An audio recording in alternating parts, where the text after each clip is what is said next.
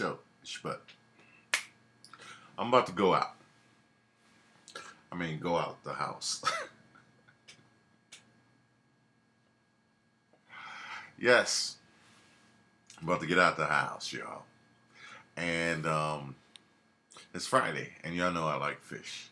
So I just want to make this vlog really quick. For first thing, what's happening with me?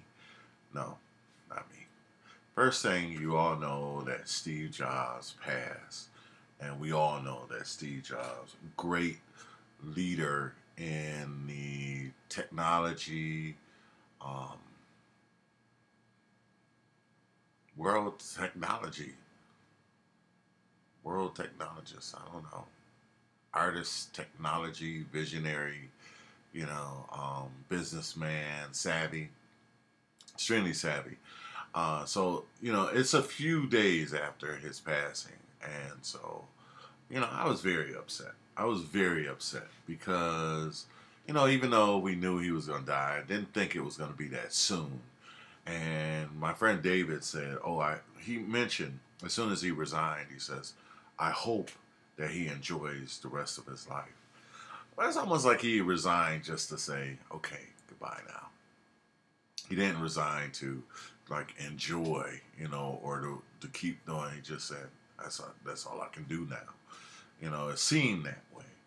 But, like I say, it's an emotional thing. I don't even want to think about it because I might start crying. You know, that's why I waited before I even actually did a video of him. A video on him. Actually, let me maybe this will help. So that's my screensaver. So, and that's the page that they put up. Oh, and there's David Wu. David Wu comment. Yep. Look at this, y'all. Yep, finally we can make FaceTime calls to each other. So I had written to my friend. Wow, so I'm gonna go ahead and get a Apple 4S. Now, I didn't know what was up with it. I kind of get behind because I was working on a film project, and so it's like Steve Jobs enabled a lot of people to see their dreams come true. That's why, one of the reasons why it hit so many people so deep, because a lot of people have lived their lives based on his leadership. And we often joke, a lot of people joke and call him like fearless leader. Because he was a leader, he was just pushing forward all the time. That's my what's called. So he was a leader, and I want to say, I worked for them. I had the wonderful opportunity of working for Apple here in Buffalo, and I applied in New York sometimes, and I still didn't get a job. But when I needed it most, here in Buffalo, and I ran my own Apple shop, and still that's not why. Because half the time I was working there part time. I grew the business into full time, but then it just became too much drama around me, like too much negative. They didn't want to grow with me. So I had to leave. I got fired, let's say like that.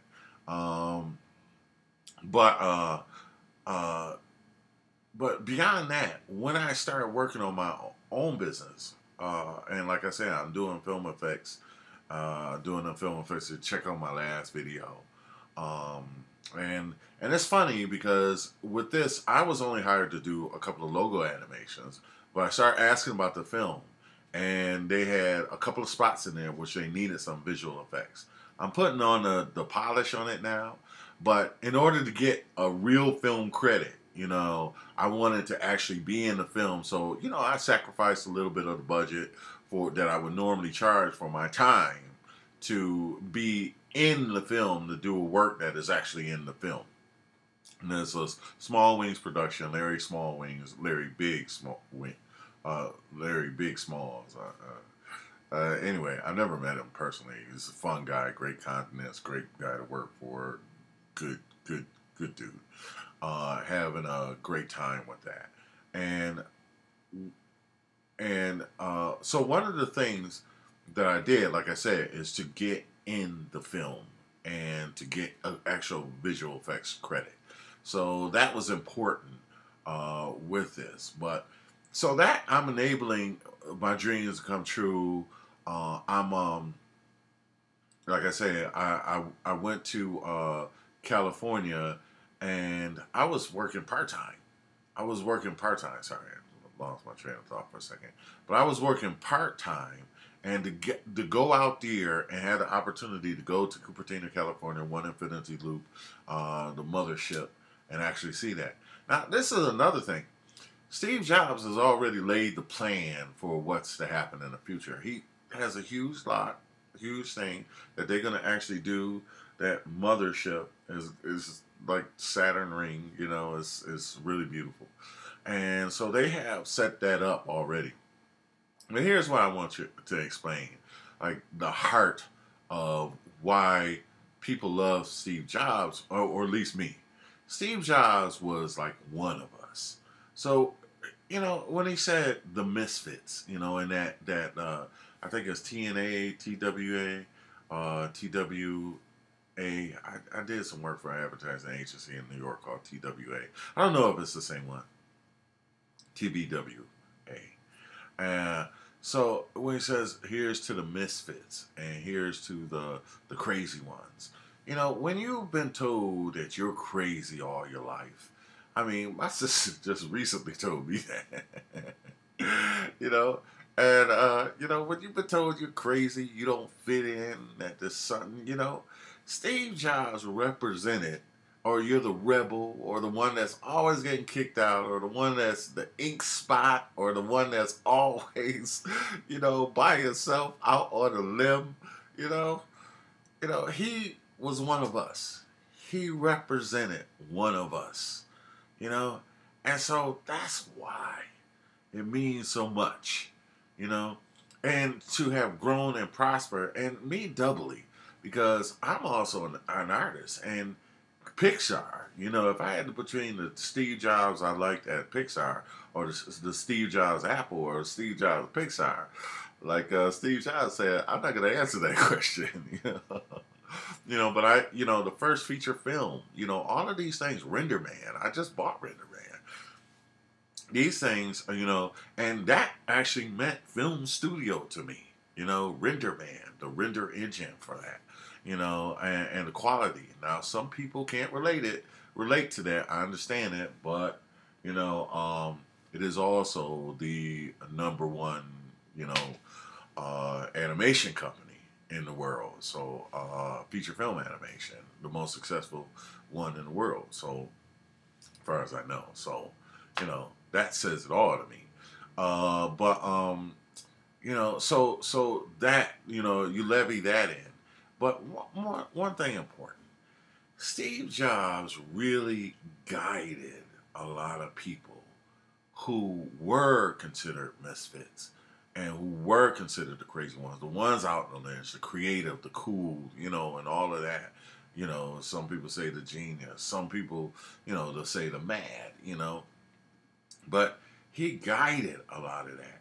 And so to that point, like when I was here, you know, by myself, like I have 8 computers around this place. You know, that was the one thing, like the quality of the computers and stuff like that. That's like in this space, you know, like I said, this used to be, you know, this place was never finished, you know. And you know, that was the one quality mark that was like, okay, I'm still on track. But even more so, he gave these his keynotes, and I'm gonna miss that. You know, I know everybody. I speak, you know, in general, and everybody can say it a different thousand ways. But when I was here, and Steve Jobs would come on the stage, while you know, several years of whenever he gave a keynote, you know, whenever he gave a keynote, I would stop what I was doing, whatever project, trying to focus on or whatever, and get some focus, get some direction on basically where he's leading, What and he would lead, and these things would have problem solving solutions to problems. So, so each time he came out on stage, it was an offering of solutions for problems that we're dealing with. So let's say even small things like the fact that Unity, a game engine development, is going to be on the Mac. These problem solving things, is really important. Like now, we got Adobe getting ready to publish after iPad apps. Okay, so I agree with Steve in his sense that a software company should not fully. His key was that he developed the hardware and the software. They work together. That's the problem with everybody. The problem with all the other equipment is one makes the chips, one does this, one does that. There's hodgepodge of stuff. One does the operating system, one does that, and so you got a hodgepodge, and hopefully you pull it all together and it worked. So when it was Steve, when he was controlling hardware, software, the parts, the quality, the design, all of it was congruent and all worked together and stuff like that. So he had these solutions that were a totality of solutions that will work seamlessly together, and that's why they had the thing. It just works because they made sure that it all works, or it had the interoperability. Had the it didn't have the disconnect that often happens when you have a number of vendors. So anyway, Steve would come on stage, and I would just, I would stop what I was doing, and he says, "Okay, this new machine is coming out next." And those machines was expensive, in the day, and so to have one was a big deal, and so to see it, and you'd say to yourself, "Well, I ain't gonna get that. That's not expensive." And then because you're doing your business right, and you're making money, and you're handling business, and you're doing your business right, you're creating good relationships and maintaining those relationships on a good level. Not manipulative and stuff like that on the relationships. Just a good person to be around and to work with. And you start getting business from other people, and they know that you have integrity and stuff like that, then, and they start paying for your machines and equipment and stuff like that, and you'll be like, wow, I'm moving up, they're moving up, I'm moving up, they're moving up, I move up, they, me, up, they, up. So it's like, it was that really good, it was that interaction, that synergy, and things of that sort. By the way, I love this. That's on a tripod. I love it. All right, let's put it right. Couch. Everything back. Turn on the music. Go in the tub. What it did. So that's my point, y'all. Oh, I got a bleep. Just got a bleep. I don't know what that was about. But that's my point, y'all. So there's a lot to why. There's a lot to it. And so, Steve, God rest your soul in peace. In the bosom of Abraham, God bless you. Know you're in a better place right now. And, thanks for everything you did. And you're going to be really missed. Really, really missed. We really, really loved you. And so, that's it. I want to also say something about President Obama, but it's 15 minutes. I'll get back to it later.